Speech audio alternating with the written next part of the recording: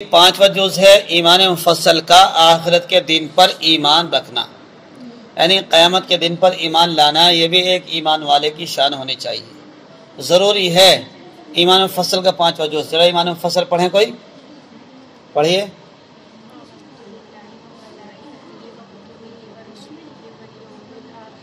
Volume الآخر، پانچواں جز ہے والیوم الآخر، کہ آخرت کے دن پر ایمان لانا۔ ایمان لانا ضروری ہے، یہ ایمان لانا ضروری ہے کہ ایک نہ ایک دن یہ دنیا ساری ختم کر دی جائے گی، سارا عالم توڑ پھوڑ کر تباہ برباد کر دیا جائے گا، اسی کو قیامت کا دن کہتے ہیں۔ قیامت قاف کے زیر کے ساتھ پڑھنا ہے، قاف کے زبر کے ساتھ نہیں، اسی کو قیامت کا دن کہتے ہیں۔ اس کا علم صرف اللہ کو ہے کہ قیامت کب آئے گی۔ اللہ نے قرآن فرمایا ان اللہ عندہ علم الساعہ، اللہ کے پاس ہے اس کا علم کہ قیامت آنے کب ہے۔ عندہ علم الساعہ، قیامت کا علم اللہ تعالیٰ کو ہے کہ کب آئے گی کب نہیں آئے گی۔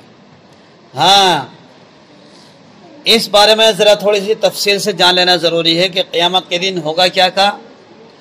تمام آدمی مر جائیں گے، جتنے بھی جاندار ہیں سب مر جائیں گے، تمام دنیا فنا برباد ہو جائے گی، پہاڑ روئے کے گالوں کی طرح اڑے پھریں گے، ستارے ٹوٹ کر گر پڑیں گے، ہر چیز ٹوٹ پھوٹ کر فنا کر دی جائے گی۔ تمام آدمی اور جتنے بھی جاندار ان کا مریں گے کیسے؟ جب حضرت اسرافیل علیہ السلام سور پھونکیں گے، اس کی آواز اس قدر ڈراؤنی اور سخت ہوگی کہ اس کے صدمے سے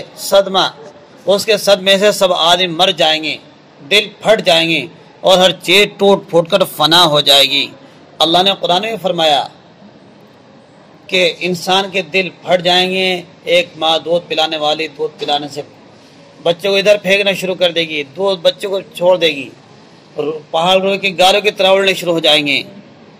قیامت کا دن کب آئے گا؟ قیامت یہ میں نے بتلا دیا، اس کا دن اس کا وقت اللہ تعالیٰ کو ہے کہ کب آئے گی۔ ہاں، البتہ اتنا ضرور معلوم ہے کہ قیامت جمعے کا دن ہوگا، محرم کی 10ویں تاریخ ہوگی۔ کب؟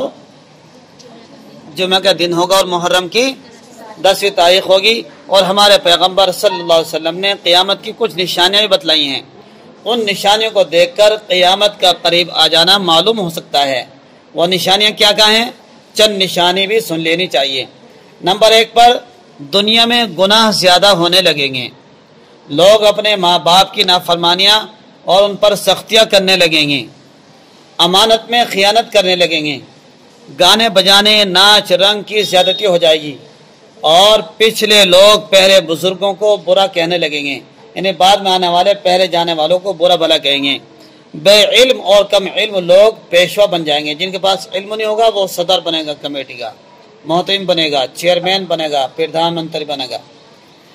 چرواہے کم درجے کے لوگ بڑی بڑی اونچی عمارتیں بنانے لگیں گے، ناقابل لوگوں کو بڑے بڑے عہدے ملنے لگیں گے، تو سمجھ لو قیامت آ گئی۔ أسعد به قلوبنا واغفر به